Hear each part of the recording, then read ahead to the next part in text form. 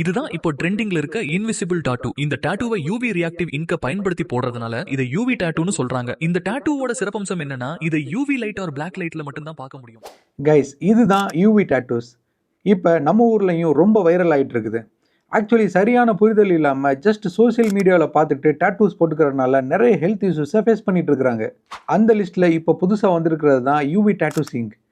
Actually traditional டாட்டூ சிங்கை விட இந்த யூவி டாட்டூ சிங்கில் ரிஸ்க் ரொம்பவே அதிகம். நார்மலான டாட்டூஸ் போட்டிருக்கவங்களுக்கு எம்ஆர்ஐ ஸ்கேன்ஸ் எடுக்கிறப்ப ரிப்போர்ட்ஸ் கூட தப்பாக வர்றதுக்கு சான்சஸ் இருக்குது. அண்ட் இதெல்லாம் டாட்டூஸ் போட்டிருக்கிற நிறைய பேருக்கு தெரியாது. ஏன்னா சில டாட்டூ சிங்க் மெட்டல் பேஸ்டாக இருக்கும். அதனால எம்ஆர்ஐ ஸ்கேன் எடுக்கிறப்ப அதுலேருந்து வர்ற காந்த அதிர்வுகள் கூட ரியாக்ட் பண்ணும். ஸோ ட்ரெடிஷ்னல் டாட்டூஸ்லேயே இவ்வளோ ப்ராப்ளம் இருக்குன்னா அதை விட அதிகமாக இந்த யூவி டாட்டூஸில் அலர்ஜிஸ்க்கும் இன்ஃபெக்ஷன்ஸ்க்கும் சான்சஸ் இருக்குது. மெயினாக கேன்சரை உருவாக்குற பாஸ்பரஸ் இதில் அதிகமாக இருக்குது. முக்கியமாக யூவி டாட்டூ சிங்க்குக்கு எஃப்டிஏவோ இல்லை எந்த மெடிக்கல் கவுன்சில்ஸுமே இப்போ வர அப்ரூவல்ஸே கொடுக்கல. ஸோ கண்டதை பாடியில் போட்டு உங்களோட லைஃப்பை ரிஸ்க்காக மாற்றிக்கிறாதீங்க. ஏன்னா ஒரு வாட்டி டாட்டூஸ் போட்டு ஏதாவது ப்ராப்ளம் ஆச்சுன்னா அதை ரிவர்ஸ் பண்ணவே முடியாது. அண்ட் அந்த பெயினோட தான் லைஃப் ஃபுல்லாகவே ட்ராவல் பண்ணுவீங்க.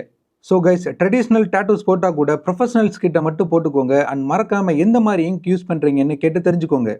ஏன்னா இங்க்ஸில் நிறைய டைப்ஸ் இருக்குது. சப்போஸ் உங்களுக்கு ஏதாவது அலர்ஜிஸ் இருந்தால் முன்னாலேயே அவாய்ட் பண்ண முடியும்.